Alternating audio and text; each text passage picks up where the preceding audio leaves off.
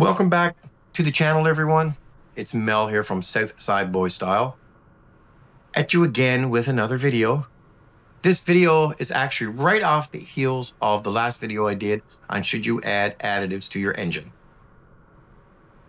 In this video, I want to talk about something specific that is affecting a lot of vehicles, and a lot of people are stressed about this, causes a lot of problems, and in some certain cases, put your car in limp mode, which is dreaded. We don't want no limp mode on our vehicle.